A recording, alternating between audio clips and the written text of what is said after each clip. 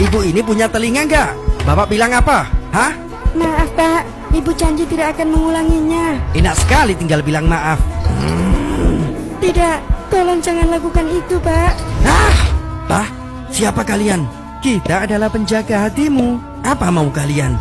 Apa menurutmu? Dengan menikah kamu bisa sesuka hati menyakiti istrimu. Tapi aku hanya ingin memberi pelajaran pada istriku. Hei, memberi pelajaran tidak harus dengan cara kasar ya.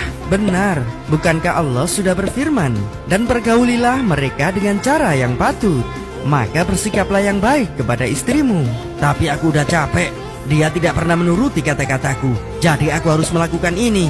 Itu bukan alasan untuk bisa membenarkan kekerasan dalam rumah tangga.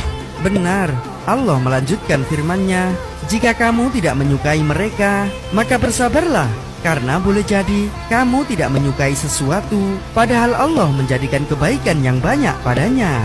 Maksudnya jika kamu bisa bersabar, maka insya Allah suatu hari nanti Allah akan melimpahkan berbagai kebaikan dalam pernikahanmu itu.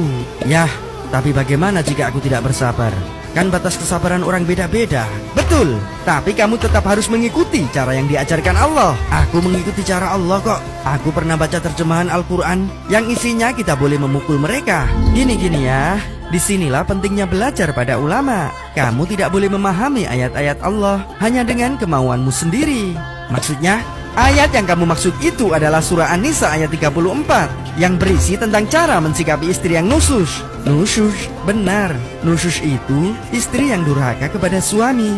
Misal meninggalkan rumah semaunya tanpa izin, menolak ajakan hubungan intim dengan suami padahal ia mampu, dan atau melarang suami masuk ke rumah.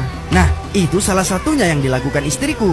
Jadi aku harus gimana? Pertama, kamu harus menasihatinya dahulu dengan cara yang baik. Jangan bicara kasar, karena bisa menghancurkan perasaannya. Jika masih tetap mengulanginya, kamu bisa melakukan pisah tempat tidur dengannya.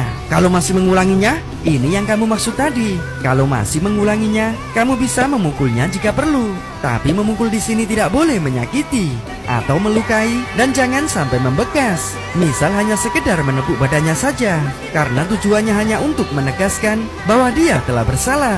Oh begitu. Ya, tapi jika kamu seenaknya memukul istrimu, maka kamu telah menzalimi dia, dan bersiaplah menerima azab di dunia dan di akhirat. Tidak, aku sudah paham sekarang. Aku tidak akan lakukan itu. Nah, gitu dong, cakep. Ya sudah, jangan diulangi lagi ya Bu. Aku mau tidur sama anak-anak dulu. Tetapi jika mereka mentaatimu, maka janganlah kamu mencari-cari alasan untuk menyusahkannya. Sungguh Allah Maha Tinggi, Maha Besar.